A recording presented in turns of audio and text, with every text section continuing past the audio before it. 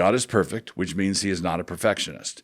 If God can restore one to ministry who had, with curses, claimed not to have known Christ, he can certainly restore someone who made his congregation wear a stupid mask.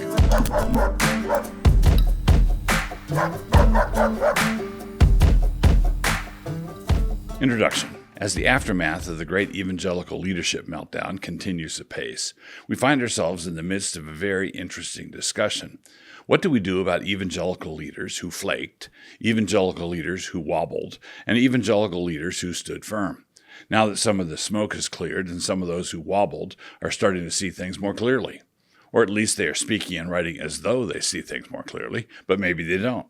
Now what? What I'm going to write here includes a number of conservative players and ostensibly conservative players, and I'm going to throw them all into one great big pot. I am including some who were revealed in the event to not have actually been conservative at all. But with everyone included, I am talking about the world that includes Scott Aniol, Tom Askell, Tim Bailey, Alistair Begg, Josh Bice, Josh Dawes, Kevin DeYoung, Jeff Durbin, Michael Foster, David French, John Harris, Josh Howerton, Andrew Isker, Jared Longshore, John MacArthur, Al Mohler, Russell Moore, John Piper, Eric Reed, Joe Rigney, A.D. Robles, Colin Smothers, Toby Sumter, Carl Truman, Andrew Walker, James White, Stephen Wolfe, William Wolfe, James Wood, and Jeff Wright, and me. And I'm sure I left some worthy folks out, and my apologies. If you were to mention them to me, I would say, oh yeah, and put them in. The stress test that we all went through over the last few years included, but was not limited to, the issues of lockdowns, church closures, masks, pronoun hospitality, vaccines, drag queen story hours, homosexual wedding receptions, failure to include any women in a long list of men, gotcha, and so on. What the stress test accomplished is that it sorted out the aforementioned men into three distinct groups. There were the stalwart bros who withstood all the nonsense and who took a beating for it. And that beating was often administered by men in the other two groups. At the other end were the men who were far more progressive in their thinking than anyone had ever believed them to be. And they took the opportunity presented by the crisis to reveal that what they were was basically pro-life Democrats. While they could sign conservative commitments on paper, their reflex move was always to blame the right and steer left. And there in the middle were the men who went along with this second group, at least for a time. But now that the follies of those most science-y of times are becoming more and more manifest by the day, this third group is coming back around to a more genuinely conservative position, and that's all to the good. But how are they to be received? That's why we have these little blog post meetings, you and I. A brief history of the Donatist controversy. In the later persecutions of the church by Rome, e.g. the time of Diocletian, some church leaders capitulated and handed over copies of the scriptures to the persecutors. This is where we get the word traitor, incidentally. The Latin word tradere means to deliver or hand over. When the persecutions had passed, some Christians in North Africa believed that men who had disgraced their office by capitulating instead of accepting martyrdom were no longer qualified to hold church office. One of these men, a man named Felix, appointed a new bishop of Carthage, a man named Caecilian. But there were those who believed that Felix no longer had any authority, moral or otherwise, to appoint anyone to an office like that, and so they elected their very own bishop, a man named Donatus. You can see where this was going. The Donatists were more sectarian than they were heretical, and it has to be remembered that there were lots of issues in play. And there were reasonable Donatists and there were crazy hardline Donatists. So does the validity of an ordination or baptism depend on the moral qualifications of the one administering it? What distinctions do we make between receiving back a member who buckled under persecution and a pastor who did? What do we allow and what should we insist on? And we do all this remembering that our current situation is just a little baby version of the Donatist controversy. But there's enough of a resemblance that there are likely some lessons for us there. My potpourri bowl of observations, and every bit as aromatic. My observations below are not disjointed. It only seems that way. Think of them as different leaves in a potpourri bowl, each one distinct from the others, but each one contributing its own unique scent. Yeah, almost exactly like that. As we discuss and debate who should be allowed to be recognized as a leader in the conservative reform resistance now, we need to remember that the desire to be seen as greatest in the kingdom is a perennial temptation. This does not dictate what we must do, and it is not something that alters another man's qualifications, but it certainly means that we must double-check our own motives before we denounce anybody. My motives may have nothing to do with his qualifications for ministry, but they most certainly have something to do with my qualifications for ministry. And that is where Christ requires us to start our internal discussion. Imagine a Christian leader who appeared to have flaked real bad during this time of upheaval, and his failure opened up a space for you and your ministry. And then imagine that as all the stories were coming out and the truth about that time was being revealed, it turns out the whole time he was actually hiding 50 prophets from Jezebel in a cave. And so now he's a hero, not a chump. If you receive this news with real joy and no internal heart dismay, then good on you. You have cleared the first hurdle. Remember the Apostle Peter. Out of the 12, the only one who didn't scatter when the shepherd was struck was the Apostle John. John stayed with him to the end. John 19:26.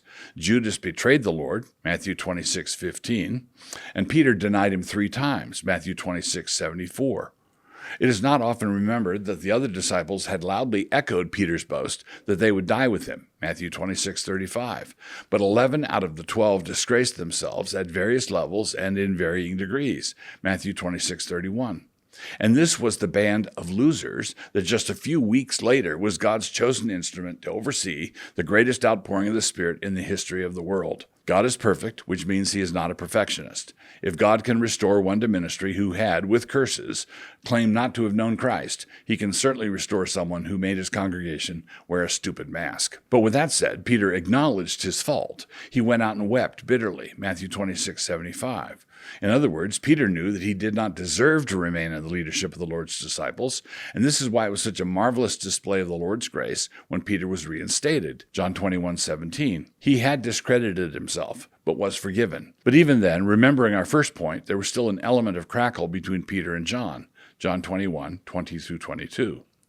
There is a difference between wanting to see an acknowledgement of error and wanting to make someone crawl. Acknowledgement of error is all about restoration of relationship, making things right, and making someone crawl is all about domineering and trying to become great in the kingdom by carnal means. Wanting to see such an acknowledgement is not too much to ask, and it is spiritually healthy to look for such an acknowledgement. We should be eager for that, but neither should we want right-wing North Vietnamese struggle sessions. Always remember that someone can acknowledge error in various ways and can do so publicly, but that his acknowledgement might not get the same airplay that the original error did. There are exceptions. An example of that would be James Wood's piece on Tim Keller. But often our failures make a bigger splash than our corrections and retractions do. So don't assume that someone has not put things right simply because you hadn't heard about him putting things right. Time matters in these things. Saying something nice about Russell Moore 10 years ago is not the same thing as saying something nice about him 10 weeks ago. The way the whole narrative unfolded matters, and having written for TGC once does not indicate undying commitment to all things Big Eva. And having been snowed by Amy Bird does not prevent one from writing a world-class book that explains how the whole evangelical world was snowed by assorted and sundry Amy Birds. The world is a weird place. Get used to it. Institutions matter in these things, and turning an institution around can be like turning an aircraft carrier around. The turning radius of a seminary or denomination is not comparable to the turning radius of some internet rando with a Swiftboat blog.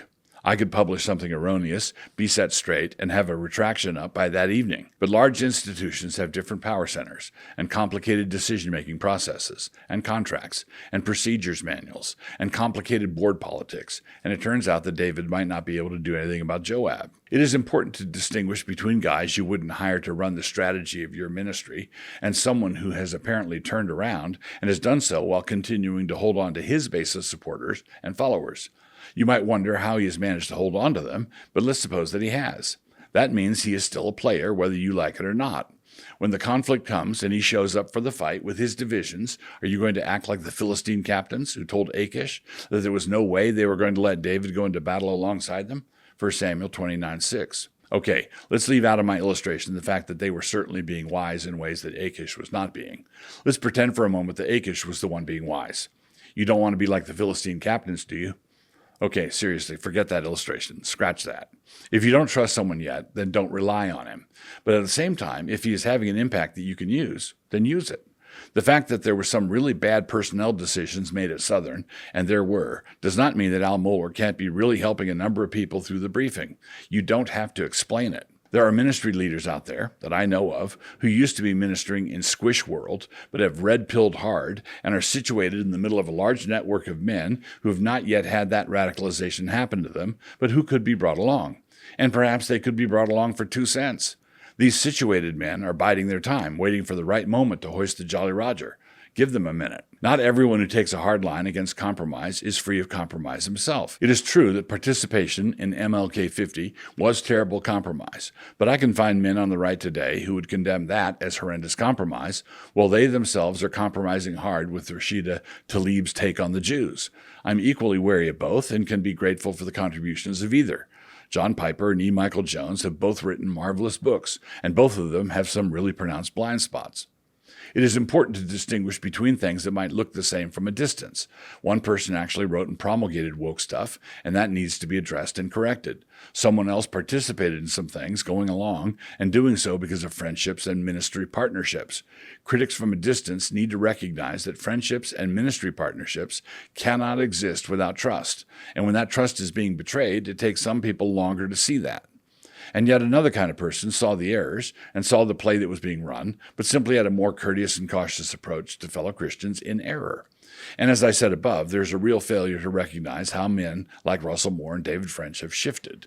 Listening to them now puts you in a different category than listening to them years ago. In sum, if you are among those who wobbled, it is not enough to show back up with a cheery, "Hey guys," nothing would be heard if you simply said, "You all were right, and I was wrong. Please accept my apology." And the stalwart bros would stay out of the Donatist trap by saying, "Thank you, apology accepted." If you are among those who stood firm, then continue to hold fast to your convictions, because that is one of the reasons why you were able to stand firm in the first place. But recognize that holding fast to your convictions does not require you to view every course correction that others make with suspicion and a jaundiced eye. And if you are among those who wobbled, do not resent the fact that it will take a while for you to regain any kind of moral authority with the troops. Things can be put right formally, but it still might take some time before full trust is regained. That's just the way the world is. Ligon Duncan's foreword to Eric Mason's woke church did not age well, and there's no retroactive way to make it age well. Thomas Cranmer was a great hero of the faith and a martyr. He was also a man who buckled under pressure at the end of his life and signed a paper recanting his biblical position. But he was also a man who courageously recanted his recantation and was immediately hustled off to be burned. He then put his offending hand, the one that had signed his earlier denial of the truth, into the fire so that it might be the first to burn. So do not despise the coward heroes. God uses them. Gideon was a great hero of the faith, Hebrews 11:32. But let us also remember that he had to be coaxed into his heroics by a sarcastic angel who found his, quote, mighty man of valor threshing grain in a wine vat, hiding from the Midianites, Judges 6:12. He also had to be brought along by various signs and portents, Judges 6:36-40, and by a bad dream that some Midianite had, Judges 7:13. But he nevertheless rose to a great triumph by faith, doing better than any of us. And also remember that after Gideon had been used to accomplish this great victory with just 300 men, and the men of Ephraim showed up late to help out and were chafed about that, Gideon answered them quite diplomatically, praising their contribution, Judges 8:1-3. So we are still dealing with a lot of Midianites yet, and we have better things to do than to get into a chiding fest with late-arriving Ephraimites. Edmund was a poisonous little beast, and so one of the things Aslan did was die for him in order to make him a king. This is something that needs to be discussed, and so comments are open. As always, behave.